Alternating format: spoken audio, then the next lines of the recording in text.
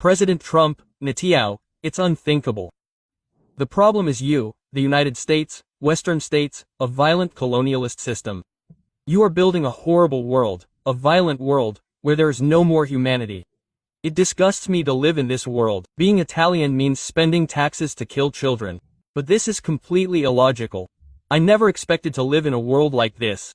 It hasn't always been like this. There's no one who knows how to oppose it anymore. Realize how helpless you all are, cowards. And in the meantime, you see that they kill children. But if they killed your children, you wouldn't know how to apply a fundamental law. Don't do to others what you wouldn't want done to you. Only people without reason can remain immobile in the face of something like this. They should go and examine their conscience and think that they created a shitty world like this for their economic interests. There is no other reason. There is no such thing as religious war. Because spirituality means respect for human beings. Any God, whether it's Allah, Buddha, Jesus Christ, any God, tells us to respect our neighbors and to respect the law. And there are international laws that Israel has been breaking for decades. The United States kills and bombs half the world continuously, and human beings do not kill each other. It is forbidden by the laws of every single nation. It is forbidden by the laws of every single morality. Trump says, "We will invade Gaza. We will have Gaza to do what? Do you want to make even more money?"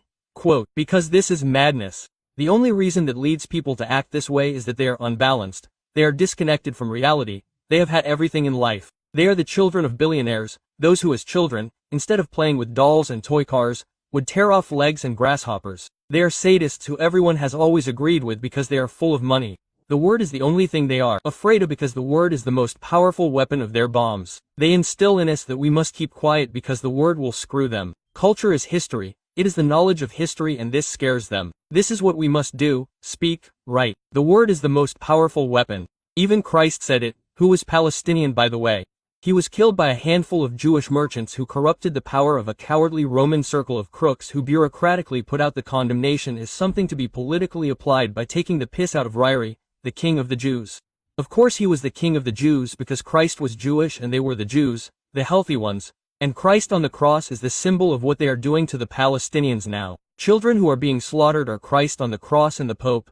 The Pope is the spokesman for a creed that is the creed that has embodied the sense of peace, the sense of respect for man, the sense of sanctification of man. It is the Christian religion. Where do the Christians come from? They too are crushed by that, called money. They have no morals. They don't know what it means to have moral integrity. Go get Kant, read Kant. When he says that he is within the moral law, what does the moral law mean?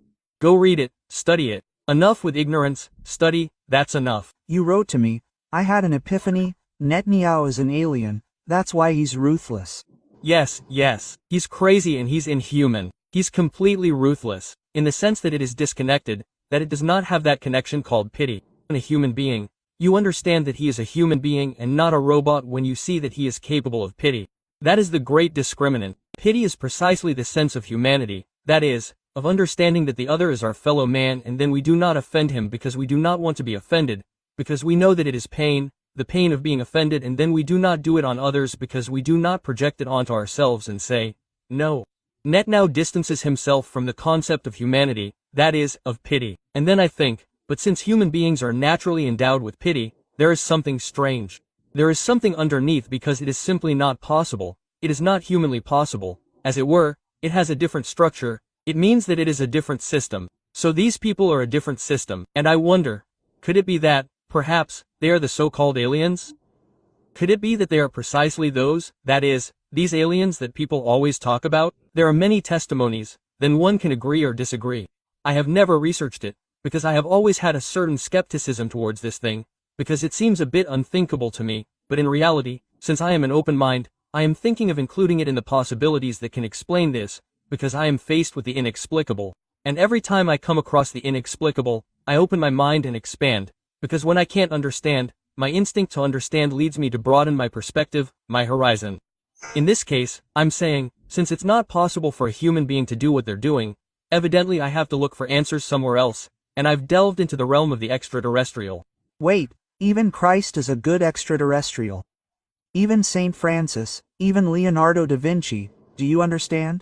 Maybe you too. Because you attribute great knowledge to the extraterrestrial, but in reality, it could be that they were simply very, very gifted humans. But, you have to see if they have mercy, because only those who don't have mercy, listen to me, I mean, a wolf is bad, With whom? With those who aren't wolves, because the wolf doesn't tear wolves apart, so even the shark is evil, but it doesn't eat sharks. So, here we have a situation that is very strange. It's an unidentified object, it's not a human being, it's something like that.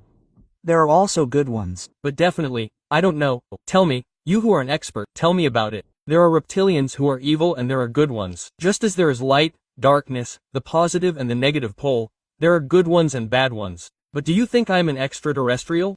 Maybe, so you can be beautiful, an extraterrestrial, because remember what your friend Battiato used to say. We are mortal beings who have fallen into the depths without any memory. Let's end with a sentence that reminded me of Isaac Guardian. You said that you've never studied extraterrestrials, but other life forms exist. Morgan says the same. I love you. Bye. Bye. Me too, I love you.